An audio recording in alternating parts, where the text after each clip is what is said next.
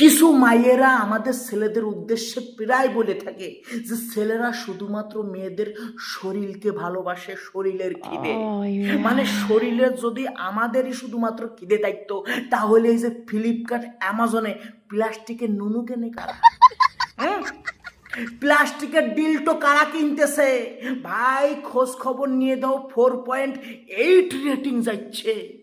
আর সেই ডিলটোর নিচে কমেন্ট সেকশনে মায়েদের সে কি অসল্লি কমেন্ট, মালটা ভালো, এইটা খুব সফট, এইটা হার্ড, এটা আমি ইউজ করছি। কারা কমেন্ট করতেছে?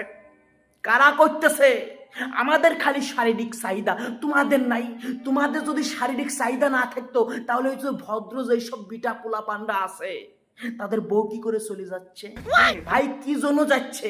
কারণ তার বরের। আর আমাদের খালি দোষ। দেখো ন্যাকামি মারবা না, সত্য কথা বলতে গেলে তোমাদেরও কুরকুরি আছে, আমাদেরও আছে। খালি দোষটা খালি আমাকে কিল্লাই হইবে। প্লাস্টিকের নুনু কেনে আবার কথা বলে।